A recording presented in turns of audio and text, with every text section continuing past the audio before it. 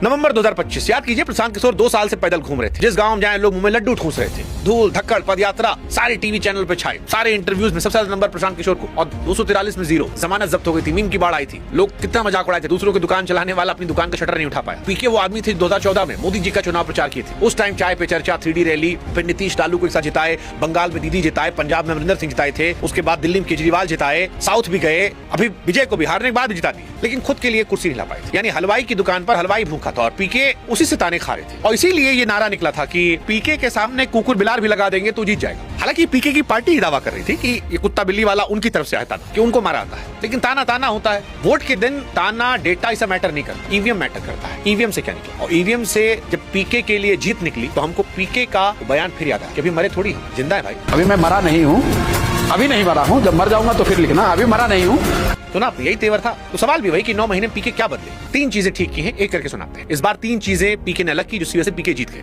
पहली चीज, इस बार दांव पर कार्यकर्ता नहीं था, खुद पीके थे। नवंबर में वो खुद नहीं लड़े थे, लड़वा रहे थे। इस बार अपना चेहरा, अपनी इज्जत, 30 साल करियर सब एक सीट पर रखा। हार जाते तो थैंक यू सो मच, टाटा गुड बाय, फिनिश होने के एक तरफ और बढ़ जाते। कंप्लीटली इसलिए नहीं कह रहे हो कि राजनीति में कोई परमानेंट साइन ऑफ नहीं होता है, लेकिन फिर भी एक परसेप्शन तो बन ही जाता कि खुद पहले पार्टी हरवा दी, अब खुद 2 हार गए, कुछ नहीं है इनका। लेकिन जनता बताए कि उसका हिसाब किताब सीधा है, वो जुआरी को नहीं, अपनी जेब से दांव लगाने वाले को वोट देती। दूसरी चीज, सीट का चुनाव। पीके चाहते तो कोई नरम सीट पकड़ते, जहां भाजपा पहले से कमजोर, लेकिन उन्होंने चुना सीधे शेर की मां, राष्ट्रीय अध्यक्ष का। सगड़े समझिए, आ जाते तो लोग कहते गढ़ था भैया बीजेपी का, हार गए। हालांकि वो वाला भी आता है खुद हार गए, इनका कुछ नहीं हो सकता। लेकिन राजनीति में जाइंट किलर जो होता है उसका कीमत अलग होता है। दिल्ली में परवेश वर्मा याद करो, केजरीवाल को हरा दिया। बंगाल में शुभेंदु अधिकारी ममता बनर्जी को हरा दिया। जब मामला गड़बड़ाया हो सरकार को लेकर और कोई आदमी आके सीधे मान में लड़ जाए तो उसका इम्पैक्ट बहुत बड़ा हो। जनता कहती भैया वाह। जनता को हमेशा वो पसंद है जो बैटिंग नहीं कर रहा, जो जिसको खिलाया नहीं, जो 11 में खेल रहा है वो साधारण खिलाड़ी, जो बाहर बैठा है वो एक्स्ट्राऑर्डिनरी प्लेयर। और पीके बाहर बैठे थे, 0 लेकर सिंपैथी थी। और पीके जानते थे चितौपट दोनों अपनी है और ये उनके लिए काम करते। आखिरी चीज जो थी वो थी, पीके नवंबर में भारी भारी बात कर रहे थे, व्यवस्था बदल देंगे, ये कर देंगे, ऐसा कर देंगे, एक रात